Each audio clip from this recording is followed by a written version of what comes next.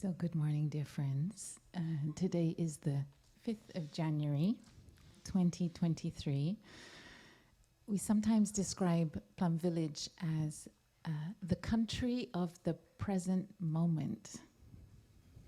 But I think in the New Year week, this is always a more challenging practice because somehow we are also looking ahead to the future.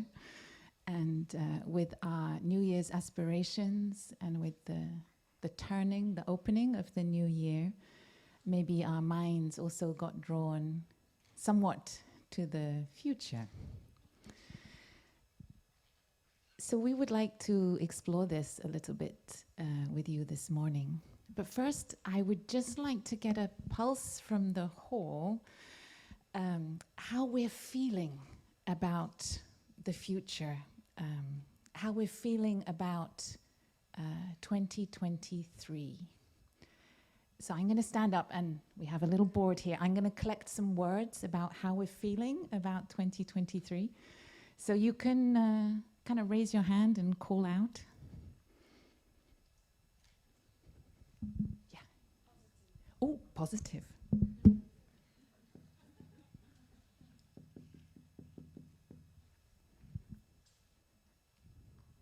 Hopeful. Oh, the retreat is working well.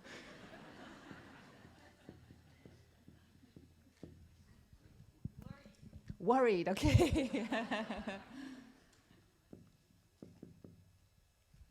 Someone? Curious.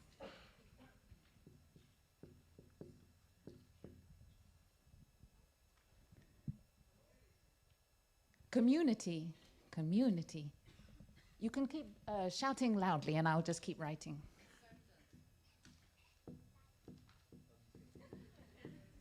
Uncertain.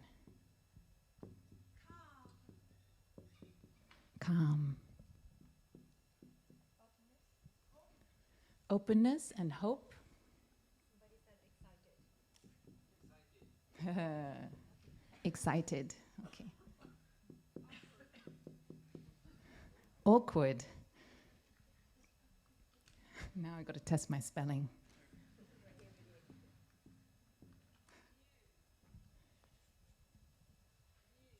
New, feeling fresh. Okay. Procreation.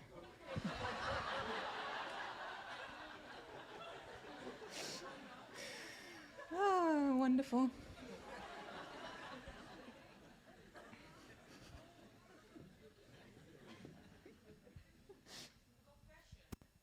Compassion. Gosh, look at this positivity. It's incredible. Okay. Someone just said wonderful.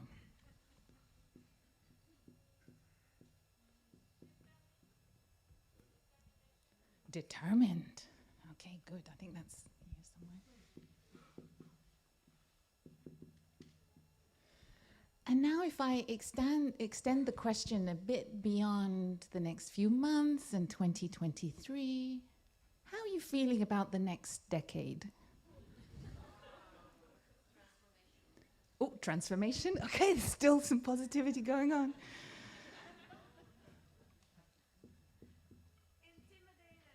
Intimidation. Intimidated. Hang on. Transformation. Intimidated.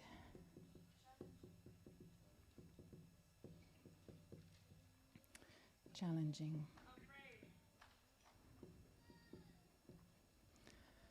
Afraid. Anxious. Hard. Humble.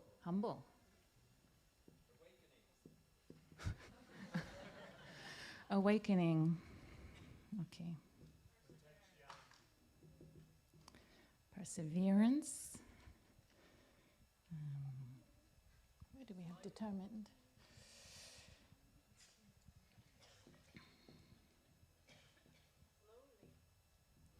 Lonely.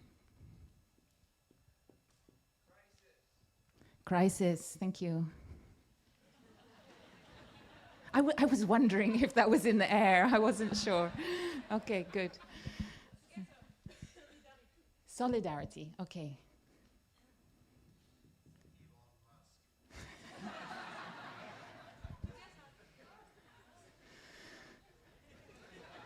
What words go with him?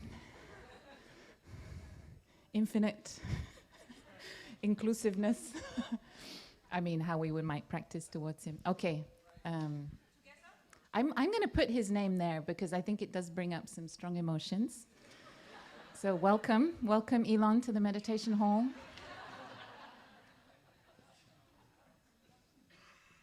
I'm just going to put that there. He's a symbol of something. So, okay, this stress. Okay, we will add that, a very important one. Okay. Uncertain. Yeah. Potentiality. We don't have that yet. Thank you, Sameh.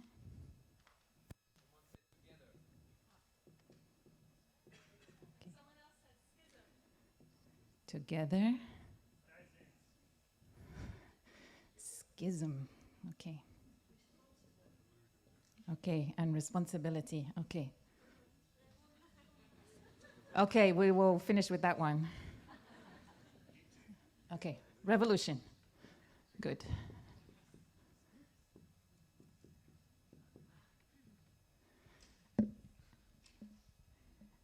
So,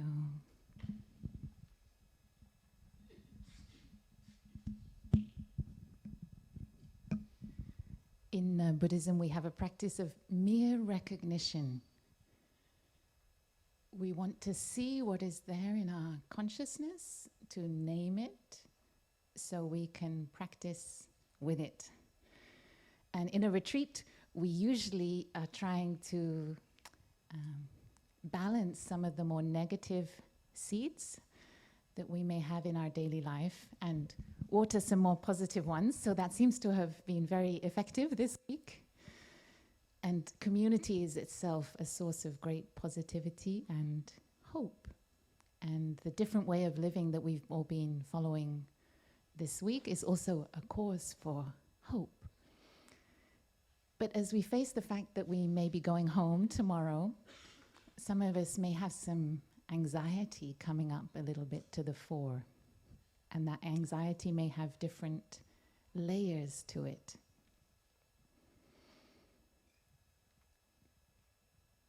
And sometimes we may be afraid to even name it fully. There may be a gently appearing, creeping sense of existential fear relating to our own life, but also the life of those we love and also the planet we love. So this morning we'd like to share with you a video. So I hope the sound team can be ready. And this will be a teaching from our teacher from 2007, from the US tour in 2007. And Thay developed some very important insights on that tour. And I just wondered how many people in the hall, how many of us might have been there on this tour in 2007? 1, 2, lucky people, Sister Lang Nghiem, 3. Okay, perhaps only 3 people in this hall. So we're very happy to share with you this video this morning, just a short video of about 10 minutes or so. And Thay was wanting to look deeply into what he perceived as a sense of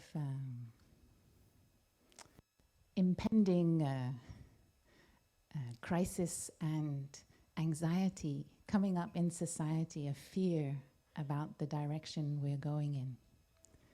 So let us see what Thay has to say about that. Thank you, dear sound team.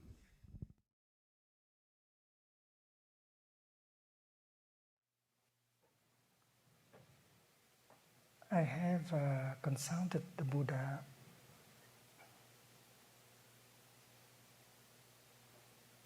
intensively on the problem of global warming, or for the problem of our environment. And his insight about this is very clear. The teaching on this is very strong. Very strong. First, he told me that this civilization may disappear if you don't know how to handle it. A human life begins with the birth and death. And that is the truth. Fear is one of the mental formations. And fear has been shaping our behavior. And the practice of presented by the Buddha, offered by the Buddha, is not trying to run away from fear. Instead, we have to invite the fear to come up and hold it and look deeply at it. So all the monks and the nuns are supposed to practice this every day. I am of the nature to grow old. I cannot escape old age. I am of the nature to get sick. Sometime, terminal illness. I cannot escape sickness. I am of the nature to die. I cannot escape dying. You have to look deeply. You have to confront directly the fear. And you have to recognize the truth. I am of the nature to die.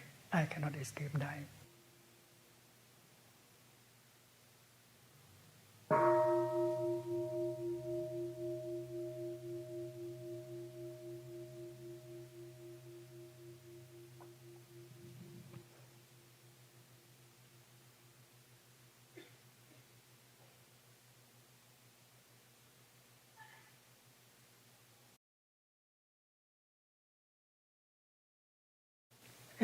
Everything I cherish today, everyone I cherish today, everything I cherish today, I will have to let go one day.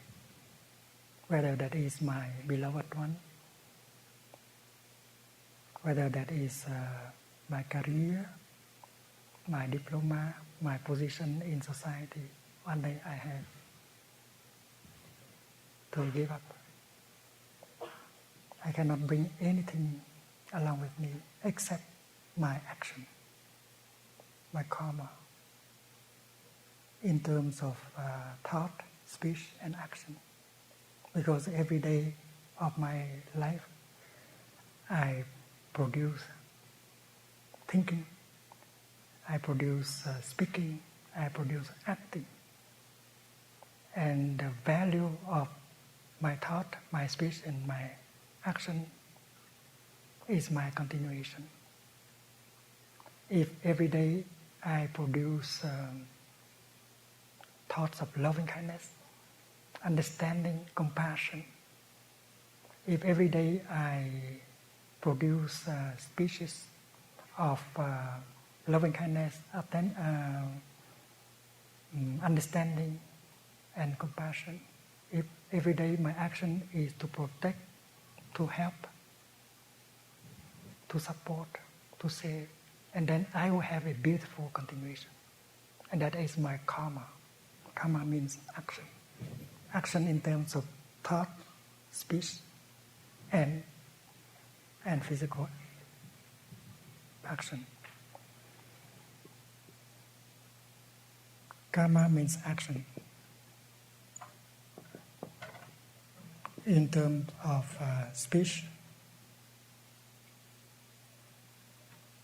thought, and act. The French philosopher Jean-Paul Sartre say that man is the sum the sum of his actions. L'homme est la somme de ses actes. Very close to this. And after the disintegration of the body and the consciousness, after this phase of manifestation, we will continue our manifestation depending on the ground of our karma. We continue. And every day we produce energy in forms of thought, speech, and action, and that is our continuation.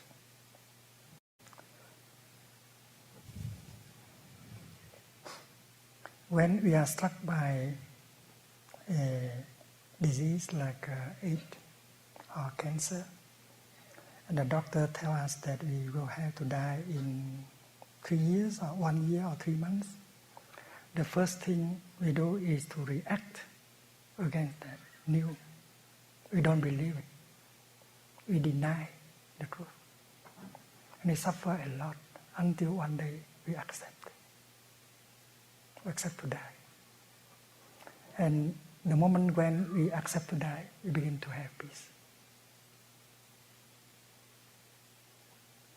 And that is the life of a human being. How about the life of a civilization? Because many civilizations have already extinguished, have died. And our civilization is just one of them. And if things go this way, continue to go this way, there will be the termination of our civilization. Maybe 70% of us will die or more. And it may take millions of years in order for another civilization to be born. And the life of a civilization is like the life of a human being. So it may be helpful to sit down and say that breathing in, I know that the nature is this civilization has the nature to die, and it cannot escape dying.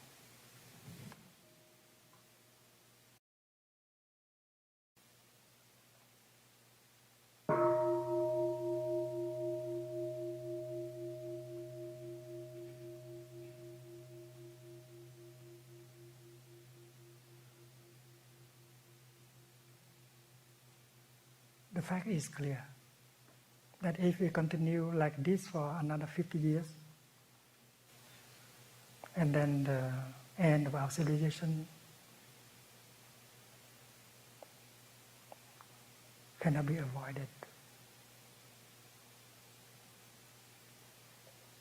And we may like the person who has been struck with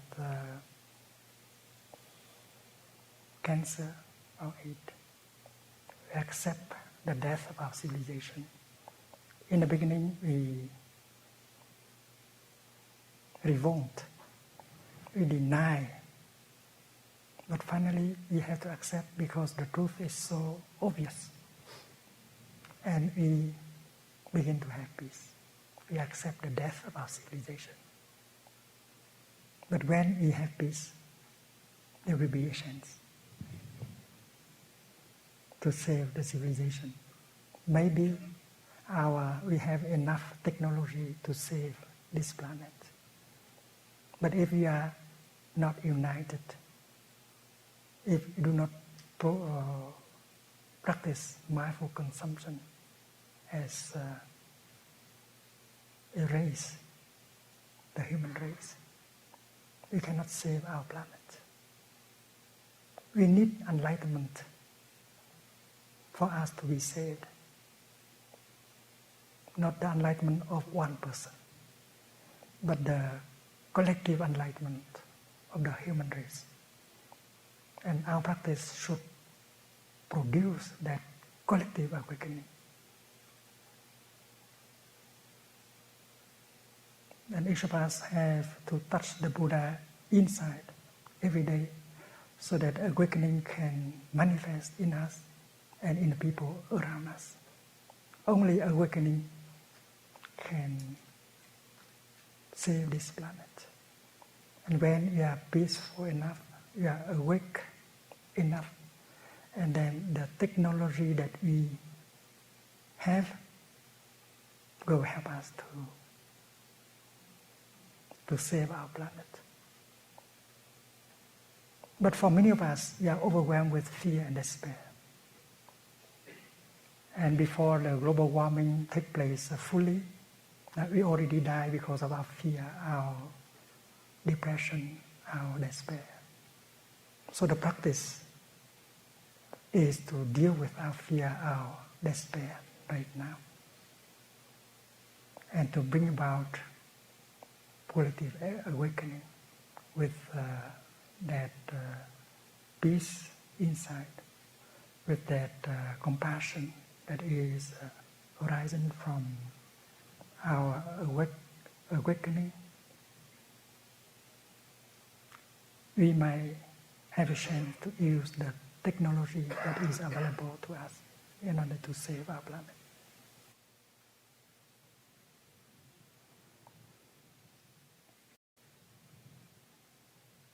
The future can be seen in the present. If the present is like this, the future must be like, it must be the result of this. So in order to have a future, we have to change the present.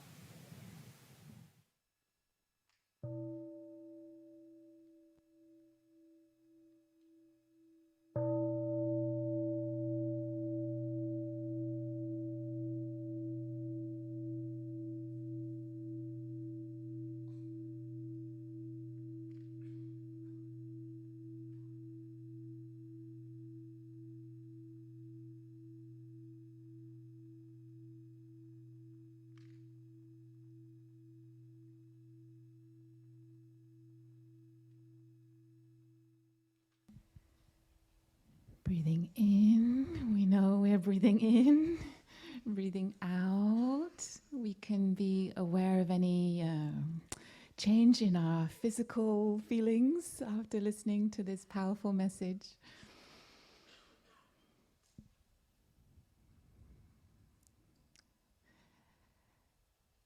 Can we integrate this insight of Thay's?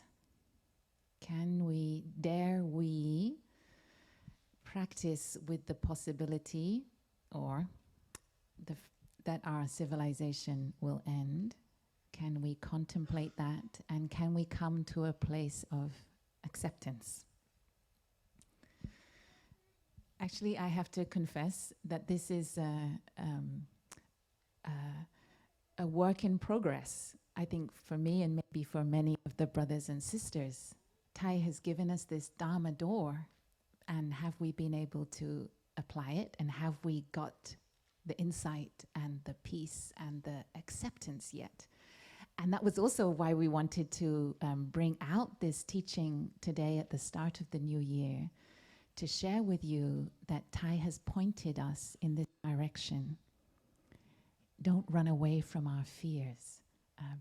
Learn to be comfortable to look deeply into them so that we can have the peace that we will need to navigate the situation.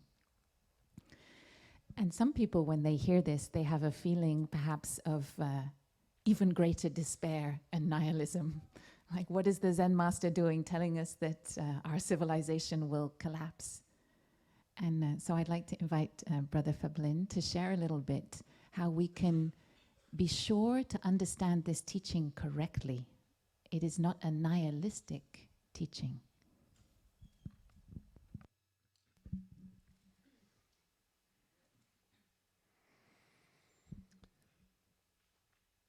I feel I got handed a hot potato.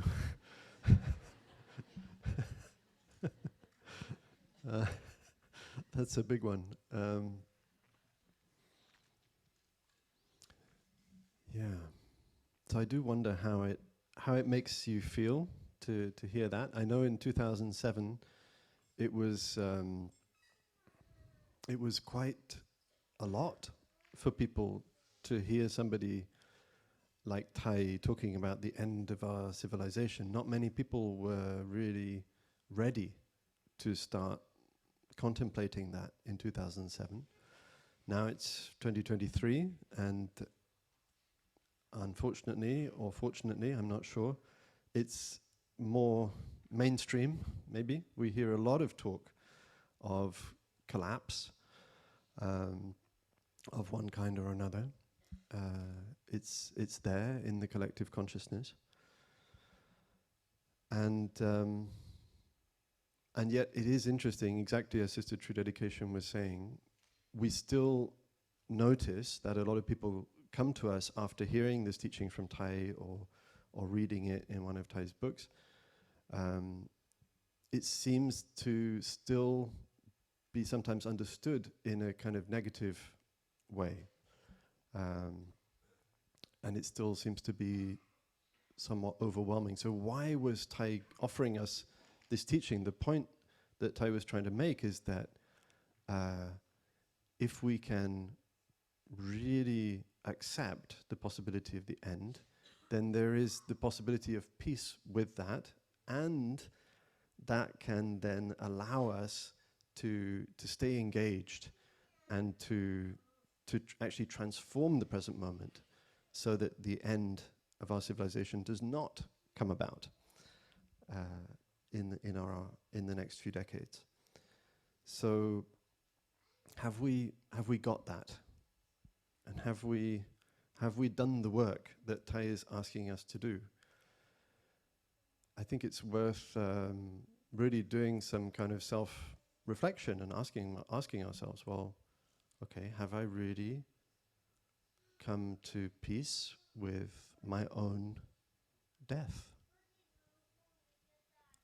This is a question we should ask ourselves as meditators. You know, when Thay says we should contemplate every day the Five Remembrances, I'm of the nature to grow old, I'm of the nature to get sick, I'm of the nature to die. Everybody sort of goes, yes, yes, yes, very good idea. We should definitely do that. What a good idea. And yes, we should also do that at the scale of our civilization. Yeah, good plan. And what's for lunch? So we have a capacity to sort of agree with Thay. We all think what Thay says is wonderful, but have we done it? Have we actually put it into practice? And what would that mean? I think if we haven't done it, it's probably because we're not sure whether we can cope with the fear, the despair, the overwhelming anxiety that may come up. We may feel that we're already overloaded with fears and anxieties and feelings of despair about the future. Or we're just dealing with our daily concerns. We're just dealing with, trying to make ends meet and taking care of our family. So how can I possibly have the emotional space to also think about, the end of civilization? It seems too much. So why is Thay telling us to look towards our fear? And what would it take for us to do that? Do we know how to handle a feeling of despair? Do we know how to handle a feeling of fear? As meditators, we should really ask ourselves this question, and we should maybe have a conversation about that with our friends, and maybe share with each other different ways that we've found to deal with the feeling. So I'm not talking about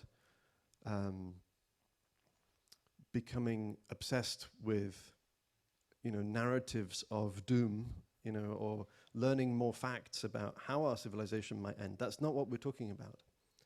We're not talking about constantly,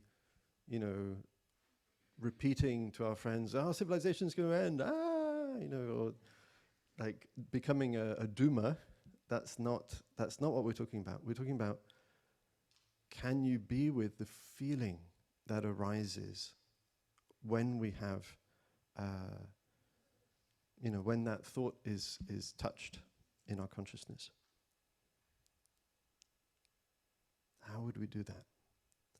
Well, the first thing that Thay recommends for us to do is to know how to generate a feeling of joy. So actually the ground of our ability to cope with feelings of despair and overwhelm, sadness, anxiety and despair is to have access in every moment to a feeling of joy. That is within our power. We should know how to do that. We should know how to be able to touch the wonder of the very simple things, the wonder of life which is right there, available in every moment, in something as simple as enjoying a cup of tea, being in touch with the wonder that the tea is there for us, that the water has come from high mountain sources and from deep in the earth, that it's a miracle. That choice, in a sense, to be in heaven or in hell is ours. We can choose. And if we're skillful, we can nourish those positive feelings, that ability to take refuge in the wonder of life, in the beauty.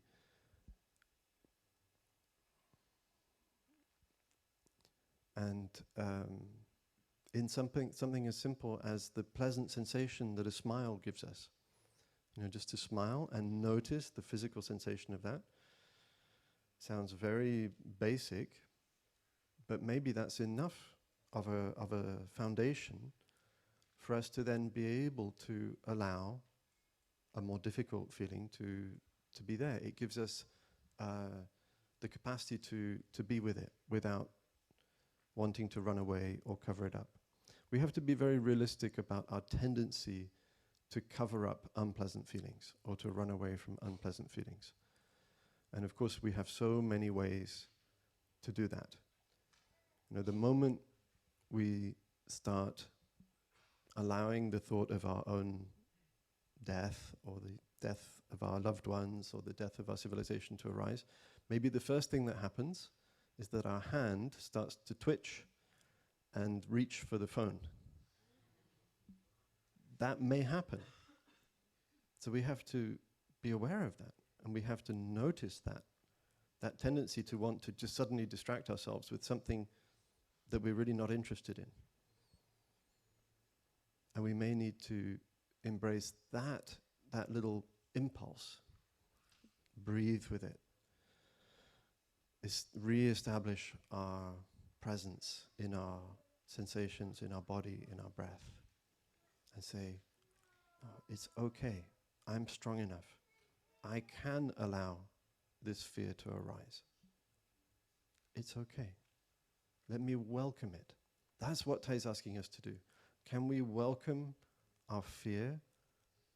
Can we invite our fear to come and have a cup of tea with us? Can we be a good host? And because we know that it's difficult to do, we thought maybe today it would be nice to actually do it together. Because maybe we have a tendency to put it off, say, well, that's a good idea, but let me do it tomorrow. So instead of doing that, we thought, well, let's just do it now, with the support of the whole Sangha. So Sister Hiro is going to fearlessly, courageously lead us in this exercise. So, dear friends, you might like to sit up straight but comfortably. take a moment to come back to your body. Come back to your mindful breathing. Sit in the most relaxing way that you can.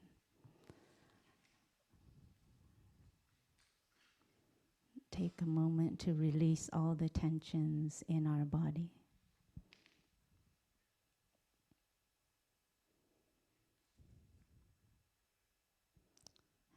You can close your eyes. And we will walk you through a practice that we call the Five Remembrances, which is what Thay spoke about. And it's a practice that will help us to look deeply into some of the very fundamental fears that we have as human beings. And we can begin with one sound of the bell.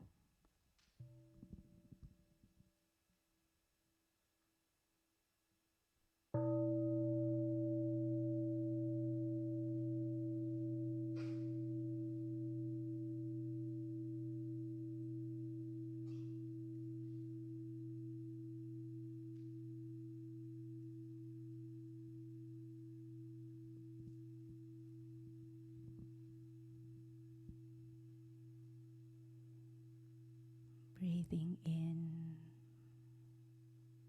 I know I'm breathing in. Breathing out. I know I'm breathing out. Being with the in-breath. Being with the out-breath. Being in my body.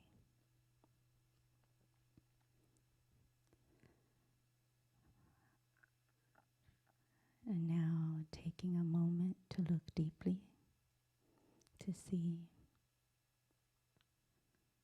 I am of the nature to grow old. There is no way to escape growing old.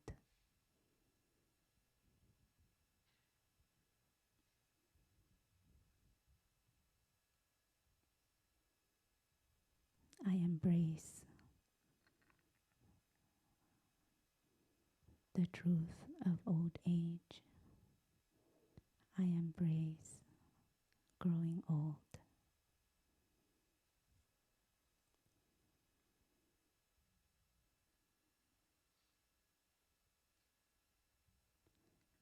I am of the nature to have ill health. There's no way I can escape having ill health.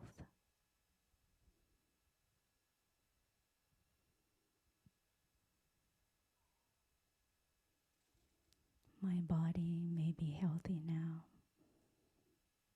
but one day I may have to experience ill health. I fully embrace having ill health. My body may have imperfect health now. I fully embrace having imperfect health, ill health.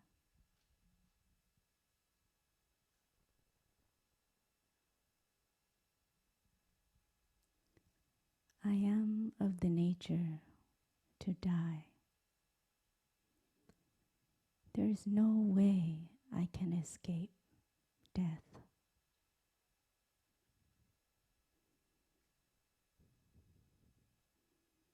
I see all those who have gone before me, all those sitting with me and around me, and everyone after me. No one can escape death. I fully embrace that one day I too will die.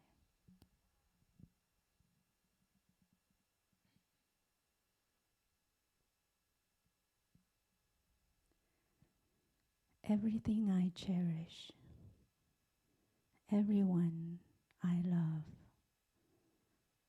are of the nature to change. there is no way I can escape being separated from them.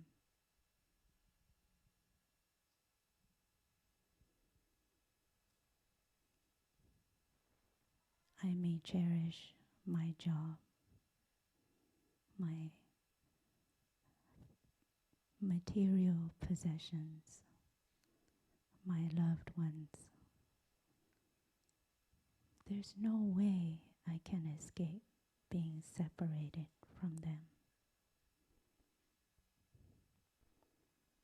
I fully embrace the fact that one day I will be separated from all things I cherish and love right now.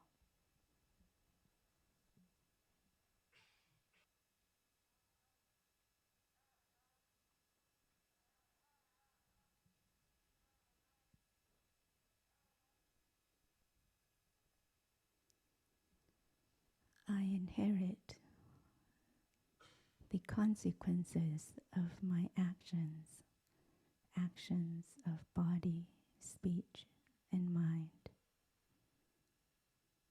My actions are my only continuation.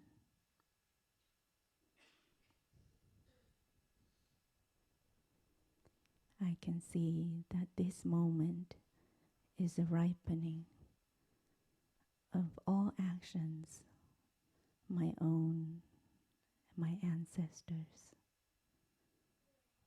actions of body, speech, and mind, ripening in this very moment.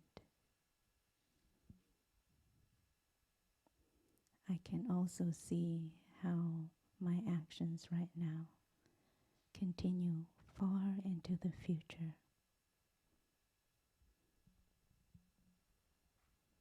My actions are my only continuation.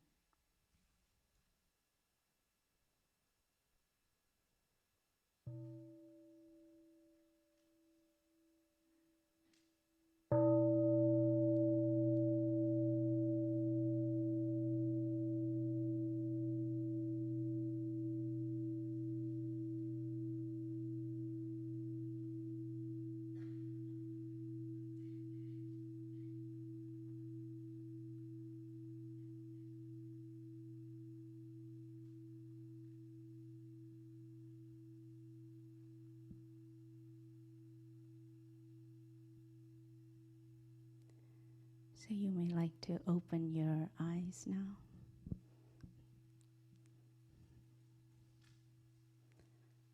Take a moment to really feel the exercise that we have just gone through.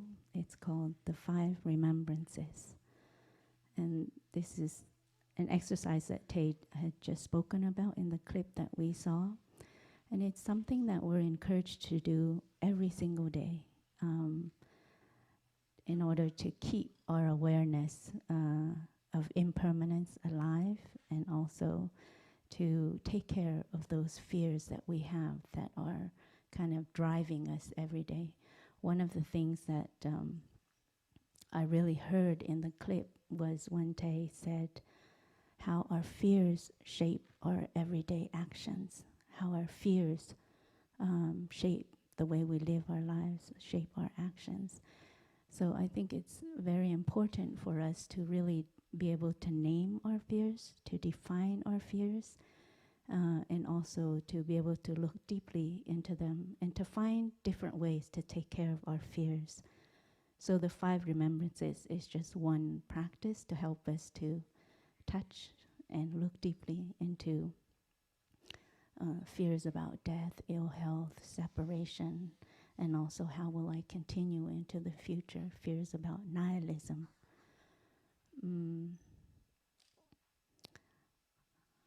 I think I want to tell you a story on fear of death. I feel I'm very fortunate to have witnessed a few quite peaceful deaths in my life. Of course, Thay's death was one of them, but also my grandfather's death. I remember I was in my 20s, and when my grandfather passed, and he was one of the very lucky people who kind of had an intuition of when he would pass away. So 3 days before he passed away, he called all his children and grandchildren, and he said, "If you want to see me, it's now or never. Come visit me.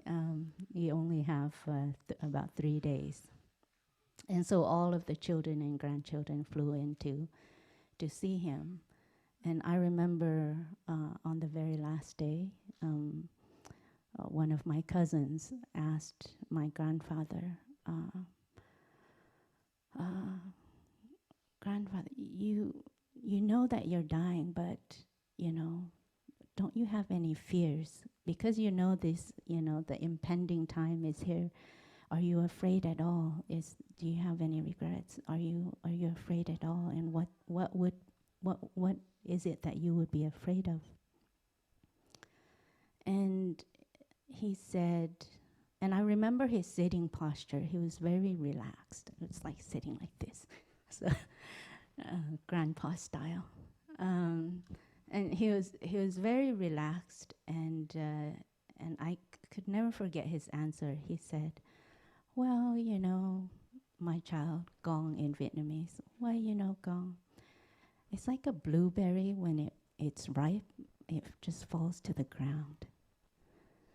And when I heard, it was, at the time I wasn't into Buddhist teachings at all. I didn't know anything about, so much about teachings on no birth and no death. But what he said stuck with me through the years, and how just his attitude of acceptance, of like seeing death as a very natural process, and you know the way he was accepting it, even at that last moment, it really watered a lot of seeds of.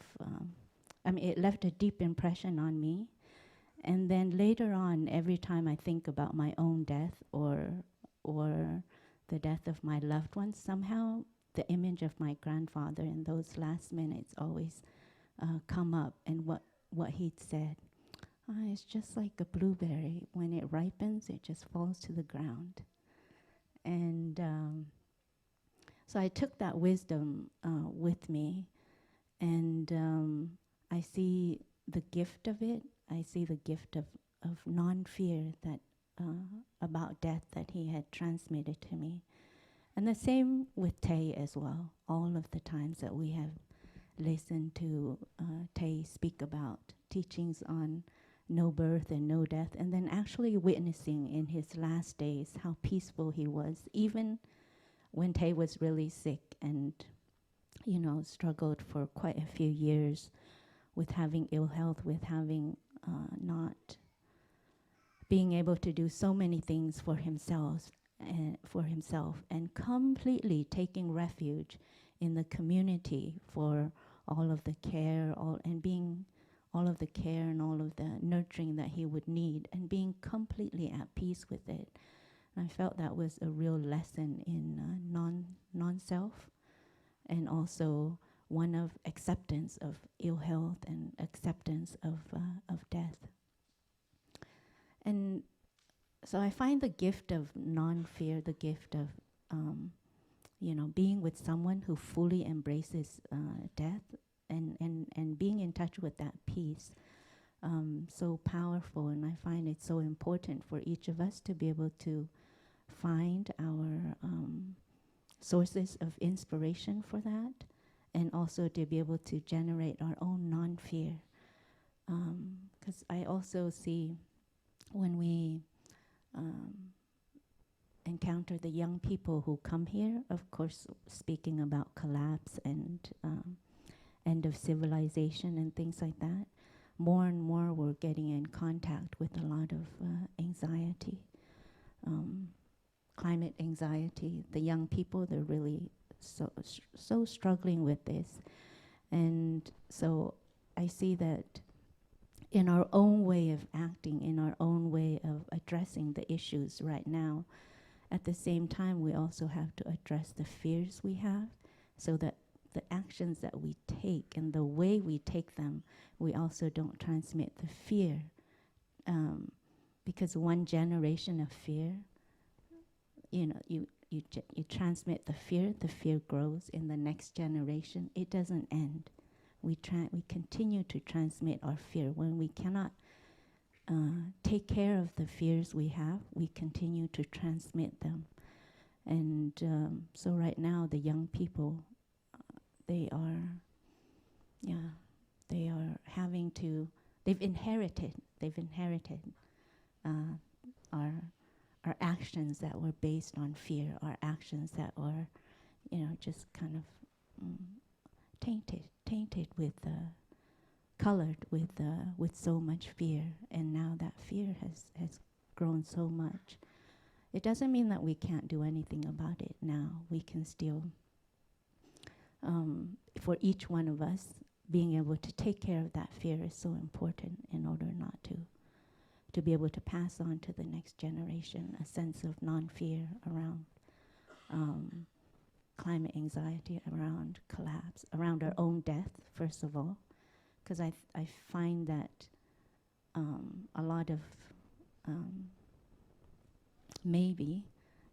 our fear about the climate, the end of civilization or the end of the planet or whatever, also has a lot to do with our own unprocessed fears about our own death. But for our brothers and sisters sitting up here, I feel like we need to bring this teaching to another level. Because the Five Remembrances, I find, address our fears about birth and death, of course, as we understand it in the conventional truth, conventional way. But also in the Buddhist teachings, we always speak about no birth and no death. So why would we have to deal with fears about birth and death in the conventional sense when we always also talk about no birth and no death? Wouldn't it make sense that how do the teachings of no birth, no death help us? And I mean, how would we reconcile? I think this question comes up a lot too. Why do you speak about birth and death when you have teachings on no birth and no death? Or why do you speak about fears about birth and death when you always talk about no birth and no death?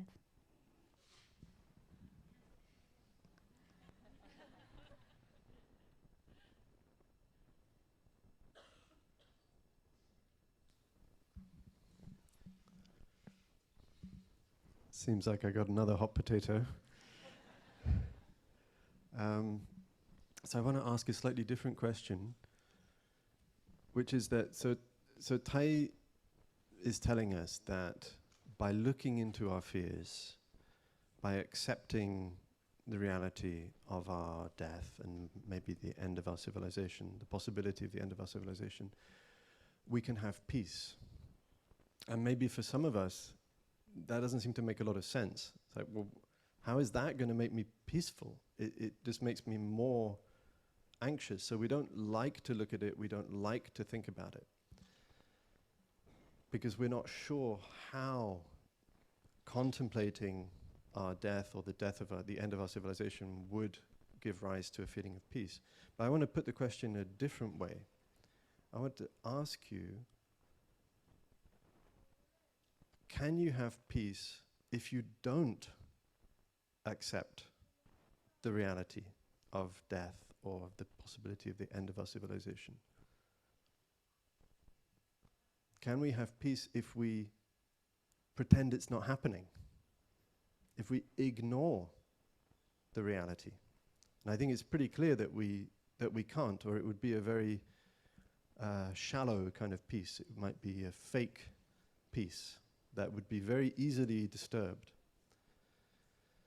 So what Thay's asking us to do is definitely challenging, but I think, when I look at it in those terms, it's clear to me that it's the only way for me to have a lasting sense of peace, a peace which is solid.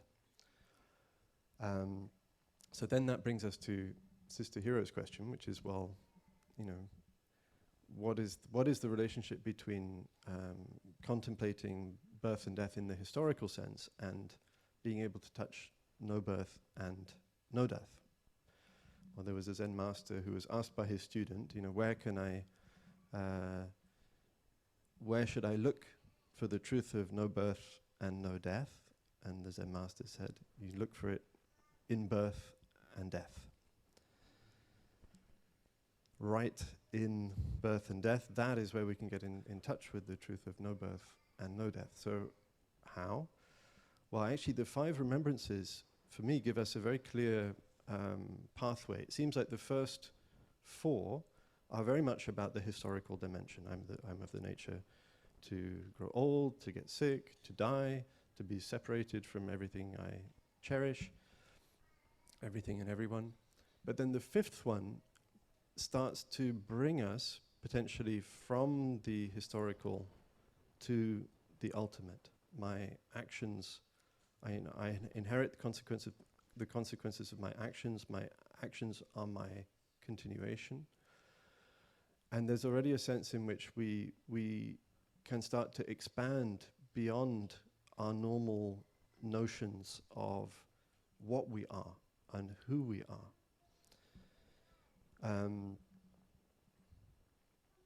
Sometimes when we encounter that teaching, the first impression might be, I know when I first encountered that teaching, I was trying to apply it and trying to understand the death of my mother. So my mother had died about 18 months before, and I was here in Plum Village, and I came in touch with that teaching, and I was like, okay, so my mother is continued by her actions. So but I was kind of obsessed with the moment of death. I sort of was thinking about when she died. At that moment, she was continued in these ways, in me, in my brother, in my father, in all the people that she's touched. And it's sort of like some essence is at that moment of death being continued, is going somewhere. We really have ideas like that, and that leads to ideas of reincarnation and where is she now? Is she in some other realm? This kind of thing. That's how we tend to think. We take this notion of continuation and we sort of force it into this frame of the moment of death and what happens. Okay, I don't know about you, but I think many people I've encountered seem to be very kind of fixated on that notion. It took me a little while to realize that that's not what Thay was talking about at all. That the continuation had already been happening during her lifetime. She was already not what I thought. She didn't have to die to be continued in countless forms. So she was already, it was like, I suddenly had this vision of she already wasn't just her body. She was already this kind of vast sort of ripple in the cosmos of actions, of thinking, of speech, all her kindness, her love, her goodness, her compassion, her skill as a teacher was already rippling out in all directions. And Thay once gave us the image that we are each like fireworks. In every moment, every instant, we're like fireworks exploding out. So our actions are rippling out in every single moment. We don't have to wait until the moment of death to be continued. We are already continued. We are already much more than what we think. And that means that we continue also beyond the human realm. We're not just human. Our actions affect the earth, affect other species, affect the forests, affect the whole cosmos potentially. How can we measure the impact of a thought of kindness, a thought of compassion? Do we know what that what that does? Does it have to be received by another human being for it to be meaningful, for it to exist, for it to be real? Does somebody have to know? Like, what if you give rise to a thought of compassion and nobody knows? Does it disappear? Does it not exist? I don't think so. I think it's very powerful. And I think that's actually what we are. We are energy, expanding, always interacting, reverberating, resonating with each other. And so, I mean, this is a very big question, and I'm going to stop now, but it's maybe a hint at how we can start to move from the historical to the ultimate, and how this reflection of the Five Remembrances is not meant to be something depressing. It's not meant to be something heavy. And even when we apply it to our civilization, our civilization is of the nature to get sick. It may already be sick. Our civilization is of the nature to die, as all civilizations are. That's not meant to be a negative thing. By contemplating that every day, we can actually start to see beyond the historical, to see the ways in which there is this potential for kindness, for compassion to continue to resonate always throughout all of time and space. And it also makes us treasure what we have. If we know we're going to die, then maybe we will behave differently now. If we know our civilization can end, maybe we will do more to prevent that end from coming too quickly. Maybe we will be able to act in a different way. So it's fundamentally a positive teaching that gives us a way to transform our present moment.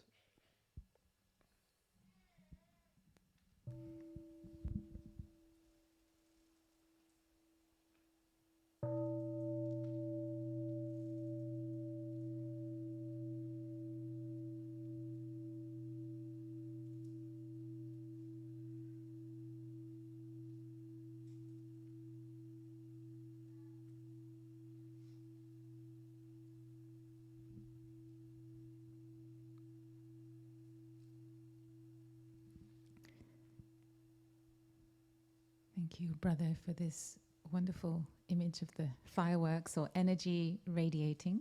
So for the sound team, are we ready to cue the second clip? Thay addresses this question of what will our legacy be? And this teaching is from 2013. Was anyone in Canada in 2013 in Toronto at Brock University? Okay, again, just a few of us, wonderful, perhaps 4 or 5. So again, we're very happy to share with you this clip from the archives, a slightly evolved and developed message 5 years after the previous clip. My question is about hope.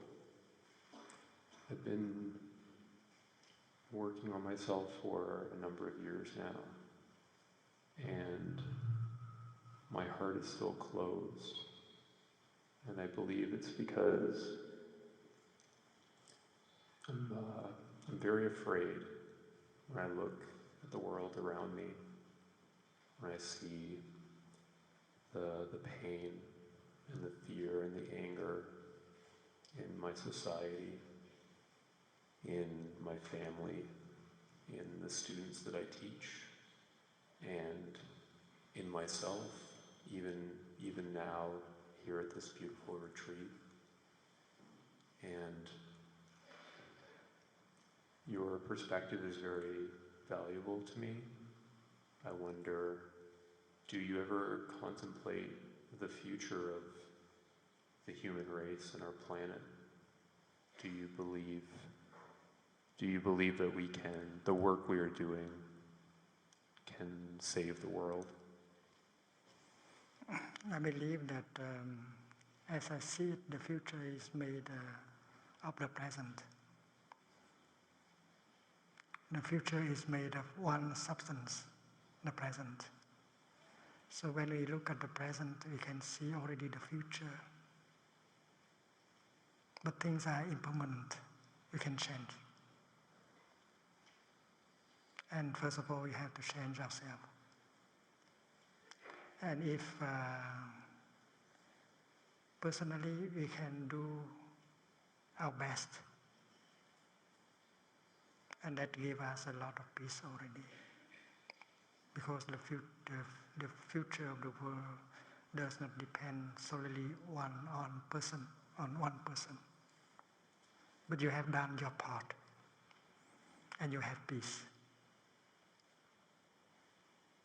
We know that civilizations have been destroyed several times on Earth, and our civilization may be destroyed in a few hundred years or less. So that is not something very new, and the human race can be wiped out. And Mother Earth will have to wait for many million years in order to bring us out again. That is possible. For us, 10 years, 30 years, very long, and we have the feeling of running out of time. And for Mother Earth, well, her notion of time is different. If needed, she can wait 100 million years.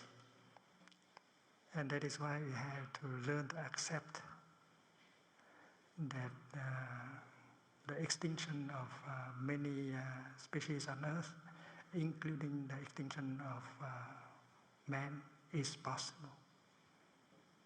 But if man has appeared on Earth once, she can appear again.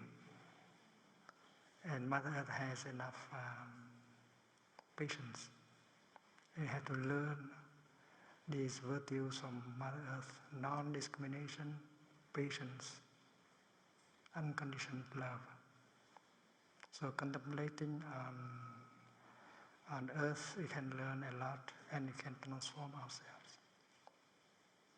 We have to think of time geologically. 100 years, that's nothing. And in the present moment, if we go deep, we can embrace the whole eternity.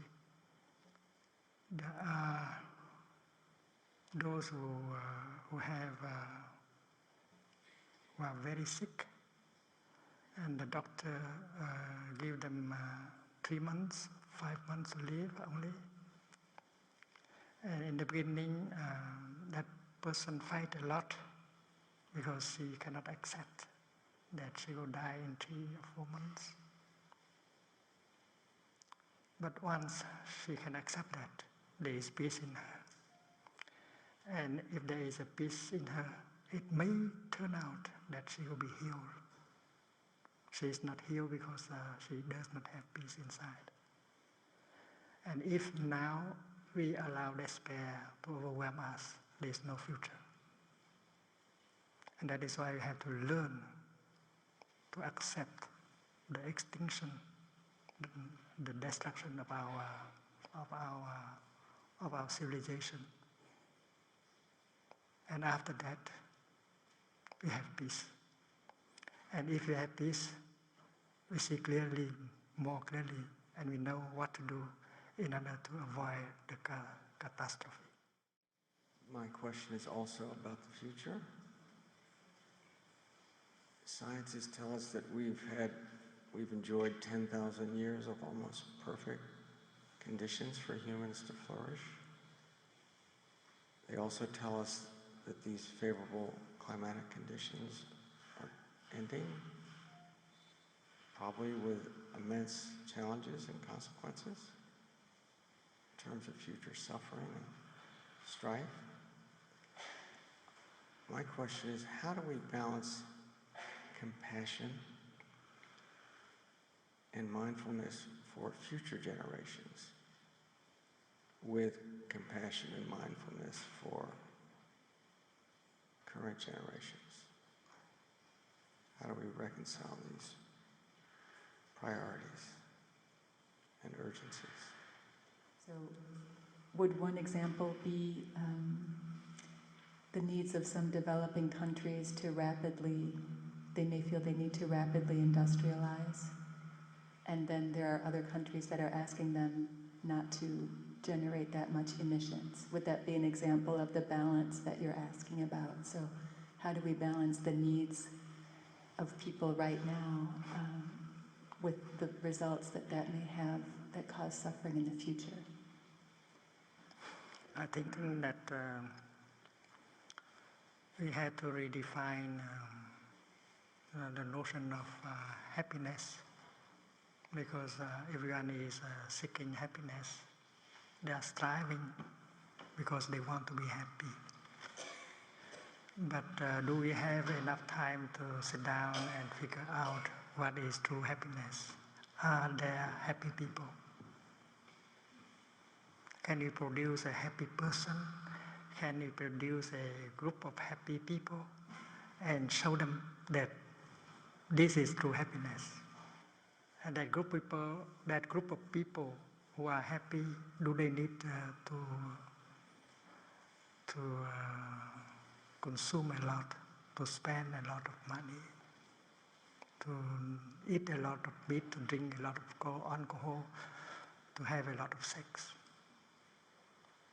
So maybe we can help produce a group of people, a community that is truly happy, and invite people to come and see, so that they will abandon their path and follow the new path. I think technology in our time trying to help us to run away from ourselves, from our family, and for nature. We know that there is suffering inside of us, and we do not know how to handle the suffering inside. So it needs means in order to escape. And many of the electronic devices that we buy are helping us to run away.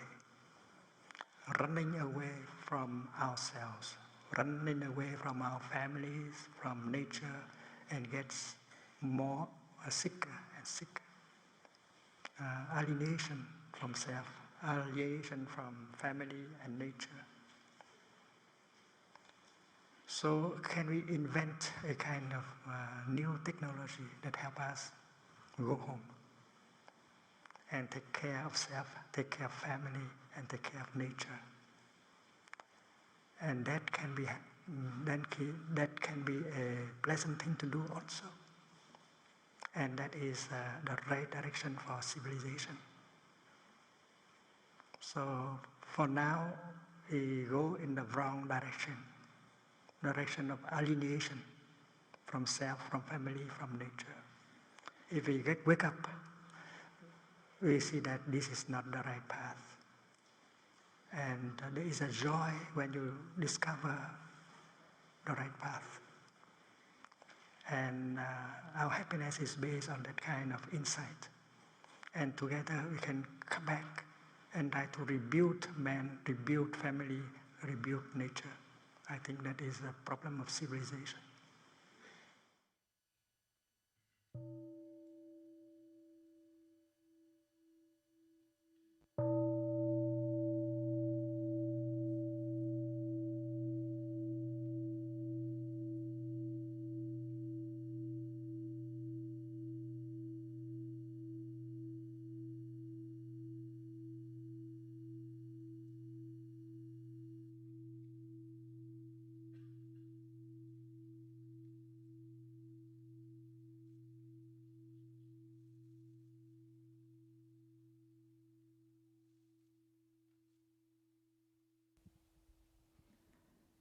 So the future is made of the present moment.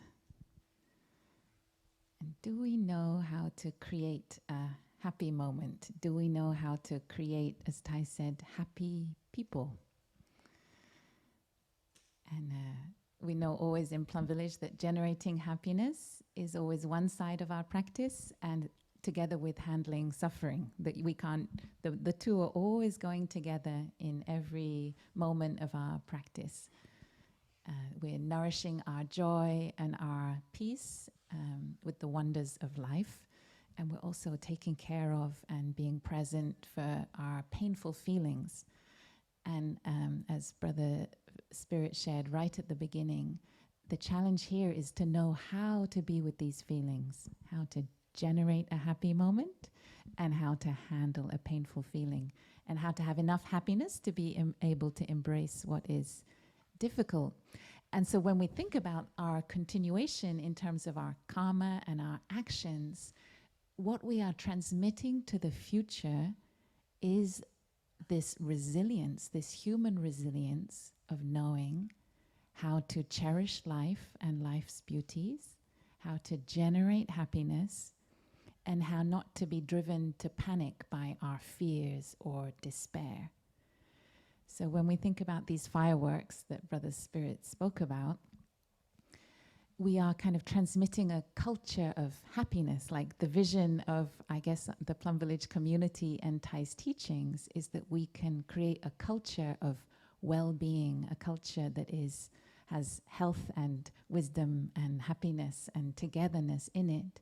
And that is something that we are offering to future generations, that they will know how to generate happiness, know how to handle fear and despair. And what's wonderful is I always love in these clips when Thay speaks about technology. So 2013 was the year when we visited Google and many other, we had a session with Silicon Valley CEOs, and Thay was fascinated by the potential of technology and also the dangers and the risks. This comes back to Elon Musk on the board. So how can each one of us, all of us are using technology in our daily life. Is it a source of happiness? Is it helping us suffer less? Or is it actually making us suffer more? And so we can be masters of the technology that we are using. And if we have clarity and peace, then as a species, as a civilization, we'll be able to use technology to be able to help address the problem. But if everyone is panicking, and if we are not able to be at peace with ourselves and to collaborate, then Thay said that it doesn't matter how much technology we have, as a species, humans, we won't have the resilience and the compassion and the understanding that we need. So that's why coming on retreat and bringing the practice of mindfulness into our daily lives is already taking action to build a different kind of future. We are already changing the direction, and as we change the direction of our own life, that is already seeding collective awakening and change at a scale of our own communities and families and our societies. So maybe one piece of homework from this session is to examine our ideas of happiness. In this last clip, are we chasing after the right things? Are we? What do we think will make us happy? What are our silent beliefs about what will make us happy? And are we sure, after a week in Plum Village, am I sure that is what will make me truly happy? And as Thay said, happiness can come from a lot of simplicity. Happiness can be the absence of things rather than having more or getting more. Perhaps it's simplifying that can give us more happiness and reveal the wonders of the present moment. So I think following along from that, we can take inspiration from other members of our community and maybe be a little bit more radical. I know some people, some practitioners who have chosen to work less, to take a pay cut. Most people are chasing after a pay rise, and we are very attached to the notion that having more money, more security will make things easier, will make things better. But then we get more busy, we have less time for our loved ones, and maybe later, even if we have a lot of money, we may regret how much time and energy we put into our job and how much we sacrificed time with our friends, with our family, with our dreams. So can we have a conversation about that as well, as a community? You know, we talk about collapse of civilization as though it's something very terrible, but I know that now there's a kind of rising movement which is also looking at the possibility of degrowth as a positive thing. So could we have a kind of managed collapse? Maybe it wouldn't be such a bad thing. I think, you know, we are scared about the collapse of our civilization, but at the same time, there's many aspects of our civilization that are not so beautiful. It wouldn't be so bad, you know, if a civilization of constant running, of constant competition, of individualism, of consumption, of extraction, it wouldn't be so bad if that came to an end. And maybe that end is not an extinction event, but maybe it can be a rebirth of something new, of a different way of living. And we can be very radical about that. We can make bold choices to live much more simply. And in fact, we may be a lot happier. So some of us have made the decision to become monastics. We live with a lot less money, but we live together and we have everything we need, more than enough conditions. We have tea. We can still enjoy tea together. And we live well. It's not a harsh life. It's not a life of deprivation. It's a wonderful life.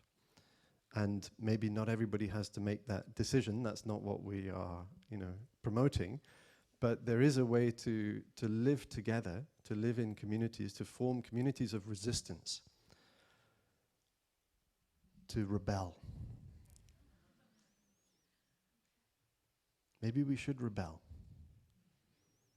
Rebel against this culture of always more. But that may take a lot of courage. It's actually difficult to decide how to live together when maybe not everybody has the same amount of money, not everybody has the same resources. Can we have the courage to share? To say, actually, what is mine is yours. It's very scary for people to do that. But maybe that's something that we should seriously investigate, seriously explore. I think it's wonderful to see what came out on the board.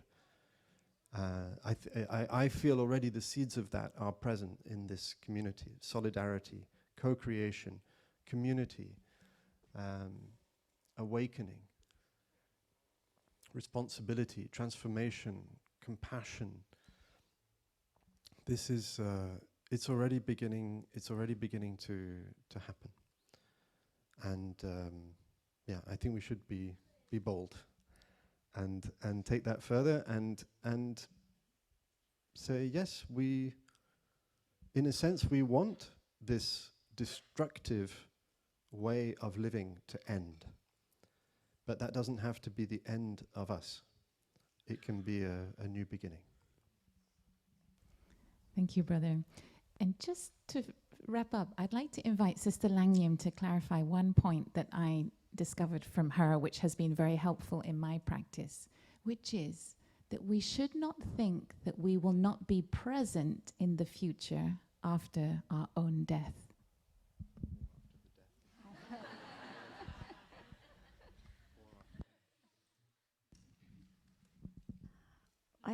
I think Brother Phap Linh, I thought he'd answered it when he spoke about continuation and not seeing ourselves as when he spoke about continuation and continuing at every moment through our actions of body, speech, and mind. When I think about the dinosaurs, for instance, or all of the species that came in before us, it's not like they didn't leave their mark, and that it's not like they didn't define the earth as we see it today. And for instance, even if tomorrow every human on the planet Earth is not here, it's not like we didn't leave our mark. All of the monocultures that we've planted, all of the cars we leave in all of the parking lots all over the earth, it's not like we have not left our mark. We still continue in our actions. Our actions still continue. And I think our challenge is to be able to identify this and don't wait until we die to recognize how we continue. Don't imagine that, oh, when I die tomorrow, whatever, whenever, 2 months, 2 years, 10 years, 20 years from now, these are the ways in which I will continue. Actually, our practice is to recognize how we continue right now, and how we're in the forest right now, how the forests are in us, how we are in our loved ones right now, how our loved ones are in us right now. Continuation is happening at every moment. Our exchange with the planet, with the cosmos, is happening at every moment. And so as practitioners of mindfulness, this is what the kinds of truths that we have to get in touch with on a moment-to-moment basis. So don't think you will not be there in the future. And I think it's sometimes we get caught in looking at our physical form. If our physical form disappears, we feel we won't be there. Or if our physical form disappears, our spirit won't be there, and things like that. We have this distinction between, how energy, spirit continues, and then how physical form continues. But when we look deeply, all of those lines get quite blurred. For instance, if I have great care for animals and forests, and I spend my time, that kindness in taking care of the animals in the forest and taking care of the trees, etc. When I'm not there, I leave behind a beautiful forest, a healthy forest. And so my kindness and my love for animals and forests continue, you see, without me. So it's not like mind is one thing and material, spirit is one thing. Matter and energy, they're not two separate things. They're interchangeable. And our practice every day is to look deeply into this and see the many different ways in which we continue in terms of energy, matter, form, function, etc. And don't think, the reason why I like to say don't think we won't be there in the future is sometimes we think about these teachings on collapse, and if we think about our own death or the death of the planet, some of us kind of tend to go into giving up mode. Well, what does it matter then? If it doesn't matter, if I'm not here, then maybe I just do what I want. You doing what you want now doesn't mean it ends there. Your actions continue, right? Whatever it is that we do now, it continues into the future. And this truth, I think, is pretty obvious, like the example I gave with the young people now in climate anxiety. How we do things matter. And even if the whole human species is not there, it doesn't mean our mark is not there, right? So how we do things matter. So just to recap today's presentation, we were hoping to kind of allow everyone to have enough courage, and because we are doing it collectively, we have much more capacity to hold the fear together, the fear of our own death, the fear of the death of our civilization, or the death of our planet even, and just to allow ourselves the opportunity to look deeply into that. And can we get to a place of peace with that fear, so that the actions that we continue to take on a daily basis will not be shaped just from fear, and that we can transmit something else other than fear and anxiety through our actions to future generations. And the other idea is can we look deeply in the moment right now, and how our actions, how our ideas of happiness and success have shaped the world that we are in now? And do we have time to really sit down, to look deeply, and to redefine our ideas of happiness? Because this very act is what will shape the future. The future is made of the present moment. And so this Sister Hien Nghiem homework for all of you is a very important one. Can we sit down and look deeply into our ideas of happiness? Because that has huge impacts on us right now, and also the quality of life that we live right now, and also the quality of life tomorrow. Yeah, thank you. Thank you, everyone, and thank you for going on this journey with us today. We hope these insights and this collective looking can continue to ripen in us. The 5 mindfulness trainings really embody this new path and new direction for civilization. And I believe that in all the hamlets, there's been an opportunity this week. I know in Lower Hamlet it's tomorrow.